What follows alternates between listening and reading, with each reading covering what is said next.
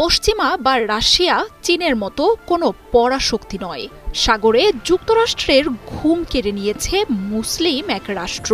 শত আঘাত সয়েও অবিচলভাবে তারা দাঁড়িয়ে আছে ফিলিস্তিনের পক্ষে। কয়েক বছর আগেও যাকে দুর্ভিক্ষ পীড়িত আর গরিব বলে তুচ্ছ তাচ্ছিল্য করে এসেছে মার্কিন প্রশাসন, সেই ইয়েমেনই এখন যুক্তরাষ্ট্রকে পাল্লা দিচ্ছে সমানে সমানে। ঝাঁকে ঝাঁকে যুদ্ধবিমান, ড্রোন বা দানবীয় এয়ারক্রাফট ক্যারিয়ার, এমন অবিশ্বাস্য মার্কিনী অস্ত্র পাঠিয়েও কোনোভাবেই ঘায়েল করা যাচ্ছে না ইয়েমেনের ইসলামী প্রতিরোধ গোষ্ঠীকে। একদিকে একের পর এক ব্যালিস্টিক মিসাইলে ছিন্ন বিচ্ছিন্ন করে দিচ্ছে ইসরায়েলকে, আরেকদিকে লোহিত সাগরে আসা মার্কিন যুদ্ধ জাহাজে চালাচ্ছে শক্তিশালী হামলা। ইরানের নেতৃত্বে গড়ে ওঠা ইয়েমেনের এই প্রতিরোধ দল মধ্যপ্রাচ্যে ইসরায়েল আর এর মিত্রদের মধ্যে দাঁড়িয়েছে প্রাচীর হয়ে। জেনেক্সে শিফট করো, লাইফকে লিফট করো। গেল সপ্তাহেই গাজায় আবারও শুরু হয়েছে ইসরায়েলের নজিরবিহীন আক্রমণ। ফিলিস্তিনিদের প্রতি সমর্থন জানিয়ে এর পরের দিন থেকেই নেতানিয়াহুর দেশটিতে শক্তিশালী ব্যালিস্টিক মিসাইল ছুড়ে ইয়েমেনের প্রতিরোধ যোদ্ধারা। অব্যাহত এই আক্রমণ এখনও চলছে।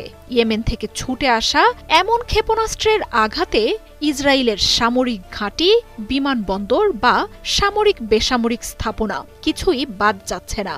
আকাশে ক্ষেপণাস্ত্রের আলোর ঝলকানি আর সাইরেনের শব্দে বিধ্বস্ত এখন ইসরায়েলের বাসিন্দারা।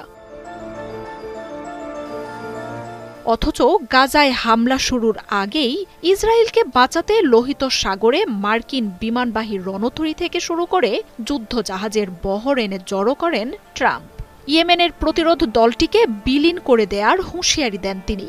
ইয়েমেনে হামলা চালানো হয় যুদ্ধ বিমানের বহর দিয়ে, তবে সেসবে প্রতিরোধ দলটির কোনো ক্ষতিই হয়নি। উল্টো তাদের হামলায় এখন ধুঁকছে মার্কিন রণবহর।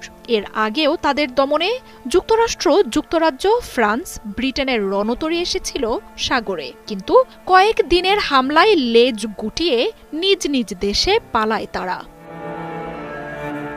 ইরানের নেতৃত্বে গড়ে ওঠা ইয়েমেনের এই ইসলামী প্রতিরোধ দলটির ক্ষমতা নিয়ে কয়েক বছর আগেও হাসি তামাশা করেছে যুক্তরাষ্ট্র ও পশ্চিমারা। তবে দলটির আজকের এই অবিশ্বাস্য শক্তি যে কোনো শীর্ষ সামরিক শক্তিকে পাল্লা দিতে সক্ষম তা এতদিনে বুঝে গেছে পশ্চিমারা। ইরানের সহায়তায় ইয়েমেনের স্থানীয় বিদ্রোহী দল থেকে এখন তারা পরাশক্তি। গাজায় যুদ্ধ শুরুর পর লোহিত সাগরে শতাধিক পশ্চিমা জাহাজকে ধ্বংসের মাধ্যমে নিজেদের এই শক্তি বিশ্বকে জানান দেয় তারা। ইয়েমেনের ইসলামী প্রতিরোধ দলটিতে রয়েছে ৩.৫ লাখ প্রশিক্ষিত সশস্ত্র যোদ্ধা। ইরানের রেভলিউশনারি গার্ডের এলিট কুদস ফোর্স, ইরাক, লেবানন ও সিরিয়া থেকে উন্নত অস্ত্র এবং প্রযুক্তির প্রশিক্ষণ পাওয়া এসব সেনা ইয়েমেনের নিয়ন্ত্রিত অঞ্চল ছাড়াও মধ্যপ্রাচ্য জুড়ে রয়েছে তাদের শক্ত উপস্থিতি। ইয়েমেনের প্রতিরোধ যোদ্ধাদের হামলায় ব্যবহার হচ্ছে টাইফুন, হাতেম, প্যালেস্টাইন নামের শক্তিশালী ব্যালিস্টিক মিসাইল। মার্কিন রণতরী আর লোহিত সাগরে ইসরায়েলকে পণ্য পাঠানো পশ্চিমা জাহাজে হামলায় ব্যবহার করছে ক্রুজ মিসাইল। রয়েছে সামাদের মতো দূরপাল্লার সার্ভেইল্যান্স ও অ্যাটাক ড্রোনের বহর। আন্তর্জাতিক গণমাধ্যমগুলো বলছে ইয়েমেনের এই গোষ্ঠীটি স্থানান্তরযোগ্য আকাশ প্রতিরক্ষা ব্যবস্থা, থার্মাল অস্ত্রেরও মালিক। জাতিসংঘ সহ আন্তর্জাতিক বিশ্লেষকরা জানিয়েছেন ইয়েমেন এখন নিজস্বভাবেই এসব অস্ত্র উৎপাদন করতে পারে। এছাড়াও বিদেশি শক্তিগুলোর থেকেও নিয়মিত আসে অস্ত্রের চালান।